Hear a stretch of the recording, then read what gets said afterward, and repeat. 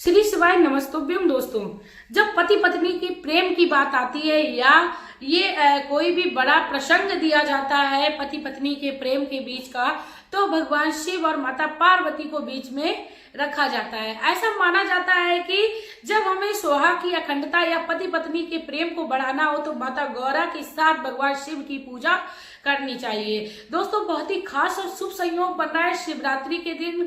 हम सभी जानते हैं शिवरात्रि के दिन भगवान शिव माता पार्वती के विवाह की वर्षगांठ मनाई जाती है। यदि आप भी अपने जीवन में पति पत्नी के रिश्ते को अच्छा करना चाहते हो, आपका रिश्ता जो है वो खराब हो रहा है किसी कारणों के बीच, या आपका रिश्ता बहुत ही ज्यादा खराब हो चुका है, टूटने की कगार पर आ चुका है, तो महाशिवरात्रि के दिन आप छोटे छोटे मैं आप लोगों को उपाय बताऊंगी। किसी भी एक उपाय को आप कर सकते हो, बहुत ही सरल है, आसान है और आप किसी को बिना बताए ये उपाय कर सकते हो। आपको किसी भी प्रकार की कोई प्रॉब्लम नहीं होगी। मैं मेरे आराध्य श्री लक्ष्मी नारायण को मैं कोटि कोटि प्रणाम करती हूँ, मैं उनको कोटि कोटि नमस्कार करती हूँ।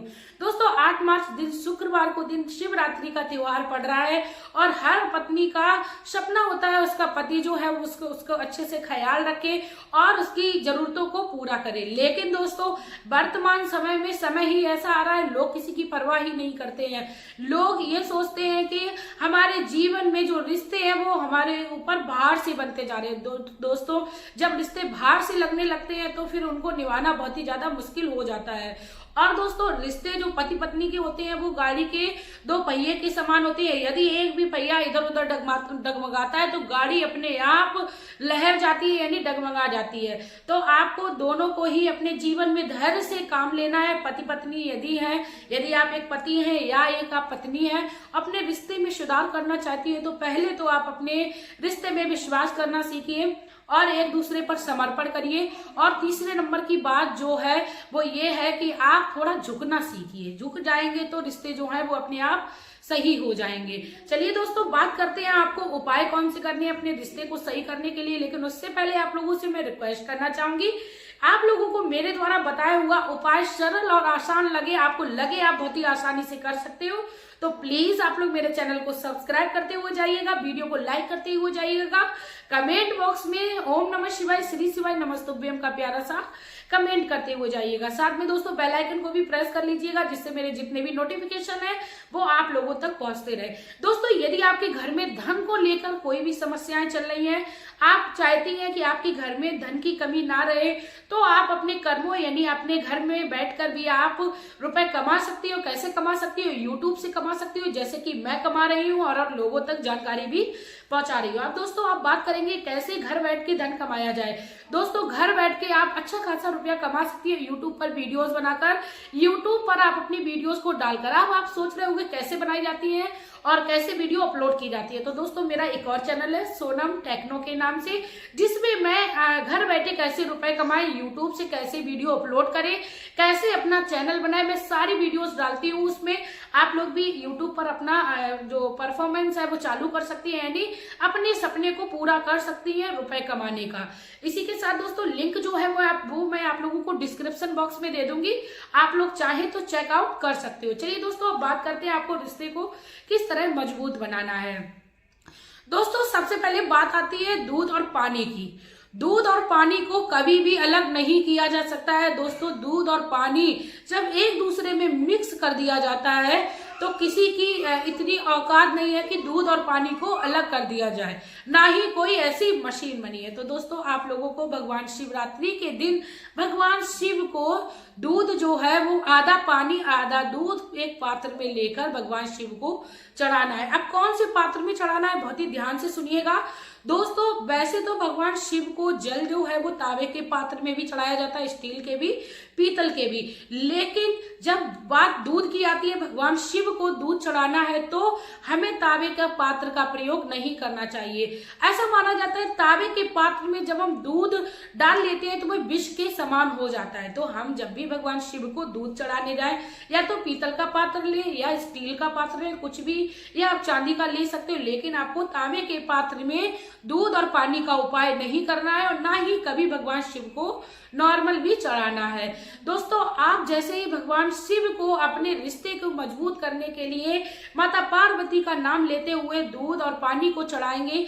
दोस्तों, आधा आप दूध ले लीजिए, आधा पानी ले लीजिए। दूध यदि कच्चा ही चढ़ाया जाता है, आपको ये याद रखना है। और दूध यदि देशी गाय का है तो बहुत ही अच्छी बात है, नहीं तो आप, वैसे विधान नहीं है पैकेट वाले दूध को चढ़ाने का, लेकिन शहरों में अब गाय का दूध ऐसा नहीं मिलता है देसी गाय का, तो आप लोग पैकेट वाला भी दूध आता है जो कि गाय का होता है, उसको भी आप चढ़ा सकते हो। इस तरीके से भगवान शिव की शिवरात्रि के दिन आप चढ़ाइए, चाहे आप सुबह में चढ़ाइए, शाम को चढ़ाइए, सिर्फ और सिर्फ अपने मन में आप विश्वास रखें, उसके बाद भी आप इस उपाय को करें। बहुत ही सरल और आसान उपाय है। आप दूसरे उपाय की बात करते हैं कि आपको दूसरा उपाय कौन सा करना है। दोस्तों, यदि आप पति पत्नी में थोड़ी बहुत भी बन रही है और मंदिर यदि आप उस दिन साथ जा रहे हो, तो आपको बहुत ही छोटा सा उपाय करना है। आपको क्या करना है, आपको अपने घर से मौली या कलावा ले जाना है। मंदिर में बहुत ज्यादा भीड़ भाड़ होती है, तो ऐसे में भी मैं आप लोगों को बता दूं, आप अपने घर में भी ये उपाय कर सकती हैं। आपको मौली, जिसको कई कई जगह पर कलावा बोला जाता है, उसको आप ले जाइए। भगवान शिव को आप स्पर्श करिए। और हम सभी जानते हैं भगवान शिव की इस दिन विवाह की वर्षगांठ मनाई जाती है, तो भगवान शिव और माता पार्वती का आप 7 चक्कर लगा के, यानी 7 उसके फेरे लगाकर गठबंधन करिए। माता पार्वती का, भगवान भोलेनाथ का, अपने जीवन, वैवाहिक जीवन को सुखमय बनाने के लिए माता पार्वती की कृपा से आपको सौभाग्य जो है वो अखंडता की प्राप्त होगी, आपके सुहाग में बढ़ोतरी होगी। भगवान शिव की कृपा से आपके पति पत्नी के बीच में प्रेम जो है वो बढ़ने लगेगा। लेकिन दोस्तों, आपको ये जो उपाय है वो पूर्ण विश्वास के साथ ही करना है। अब जब आपको लगे कि हाँ, इस उपाय से आपके जीवन में चल रही समस्या दूर हो सकती है, तभी आप इस उपाय को करें, ना सिर्फ और सिर्फ आजमाने के लिए। क्योंकि बात मैंने बोला है कि जब प्रेम की आती है तो माता पार्वती और भगवान शिव के ये प्रसंग बड़े बड़े सुनाए जाते हैं। इसी के साथ शिवरात्रि के दिन आप शुभ कर्मों को करते रहिए और आप भगवान शिव को प्रसन्न करने के लिए दूध, दही, घी और बेलपत्र, और आप इस दिन आंकड़े के पुष्प भगवान शिव को चढ़ा सकते हो, पीले पुष्प आप चढ़ा सकते हो, भगवान शिव को आप चंदन लगा सकते हो। काफी सारी ऐसी सामग्री होती है। आप गन्ने का रस इस दिन चढ़ाएं तो बहुत ही ज्यादा शुभ बताया गया है। लेकिन दोस्तों, जब हम भगवान शिव को गन्ने का रस या घृत या शहद या कोई भी सामग्री भगवान शिव को चढ़ाते हैं, तो उसके बाद हमें अच्छे पानी से भगवान शिव को अवश्य स्नान कराना चाहिए। इसके बाद दोस्तों, मैं आप लोगों को बता दूं, यदि आपकी इच्छा है कि भगवान शिव को आप अभिषेक कराएं, तो आप बहुत थोड़ी सी सामग्री में भगवान शिव को अभिषेक करा सकती हैं। कैसे करा सकती है, बहुत ही ध्यान से सुनिए दोस्तों। आप एक लोटा ले लीजिए, उसमें आप 1 चम्मच शहद डाल लीजिए, 1 चम्मच दूध डाल लीजिए, 1 चम्मच दही, 1 चम्मच घी जिसको घृत बोलते हैं, और 1 चम्मच आप उसमें गंगा जल डाल लीजिए, या आपके पास गन्ने का रस है तो आप उसमें गन्ने का रस डाल लीजिए, और आप उस लोटे को ले जाकर भगवान शिव को समर्पण कर दीजिए। यानी आपको पूर्ण अभिषेक की प्राप्ति होगी। जरूरी नहीं है उस दिन आप अलग अलग सामग्रियों को ही लेके जाएं, क्योंकि उस दिन बहुत ज्यादा भीड़ होती है, तो आप आराम से बैठकर उस दिन भगवान शिव की पूजा आराधना नहीं कर सकते हो, क्योंकि मंदिर में लोग ज्यादा देर के लिए रुकने नहीं देते। इस तरीके से आप भगवान शिव का अभिषेक इस दिन करते हैं तो भगवान शिव इससे ही प्रसन्न होकर आपके जीवन में परिस्थितियों को मिटा देते हैं, खत्म कर देते हैं। इसी के साथ दोस्तों, यदि आप लोगों को मेरी ये जानकारी अच्छी लगी हो तो प्लीज आप लोग मेरी वीडियो को शेयर कर दीजिएगा, क्योंकि आपका एक शेयर मात्र भगवान शिव की महिमा का वर्णन लोगों तक पहुंचाएगा। महादेव कहते हैं उस व्यक्ति का साथ और संग मैं कभी नहीं छोड़ता हूं जो दूसरे व्यक्ति के बुरे वक्त में काम आता है। इसी के साथ दोस्तों, मिलते हैं नई वीडियो में नई जानकारी के साथ। मैं आप लोगों के लिए त्योहार से रिलेटेड, आपके जीवन को सुखमय से रिलेटेड वीडियो, उपाय, व्रत, विधि लेकर आती रहती हूँ, और आप लोग प्लीज मेरे चैनल पर विजिट करते रहिए। मिलते हैं नई वीडियो में नई जानकारी के साथ। आपका प्यार और कीमती समय देने के लिए धन्यवाद।